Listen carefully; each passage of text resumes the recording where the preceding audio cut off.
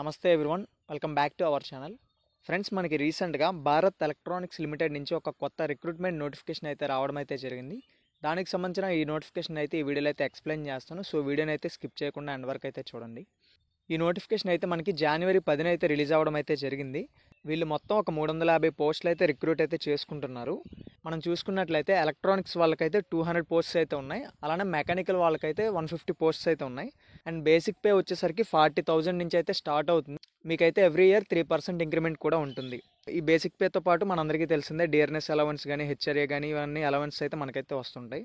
And ఇంక eligibility చూసుకున్నట్లయితే 200 posts ఏవైతే ఉన్నాయో వాటికి BE or BTech or BSc ఎవరైతే ఎలక్ట్రానిక్స్ అండ్ కమ్యూనికేషన్ అయితే గ్రాడ్యుయేట్ అయ్యి ఉంటారో వాళ్ళు ఎలిజిబుల్ అన్నమాట.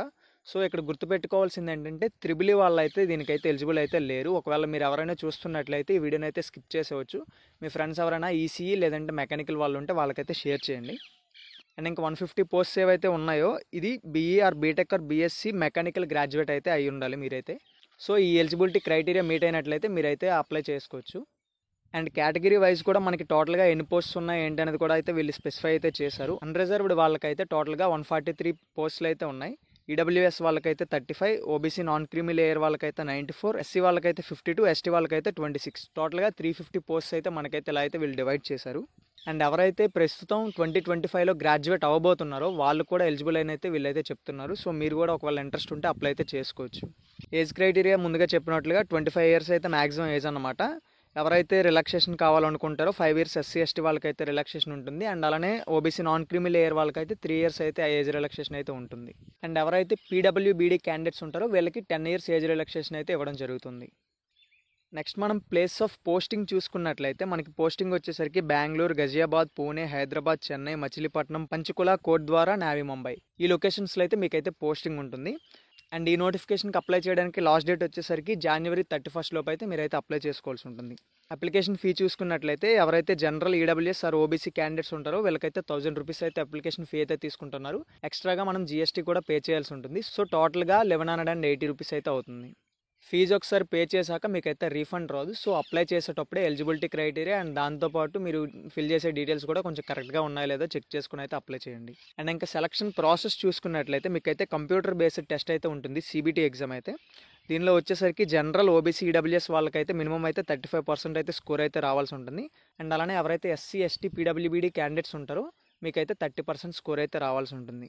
ఈ సిబిటీ అయిన తర్వాత మనకైతే ఇంటర్వ్యూ కూడా కండక్ట్ చేయడం అయితే జరుగుతుంది. సో టోటల్గా సిబిటీ అండ్ అలానే ఇంటర్వ్యూని కంబైన్ చేసి మీకైతే ఫైనల్ సెలక్షన్ అయితే ఉంటుంది.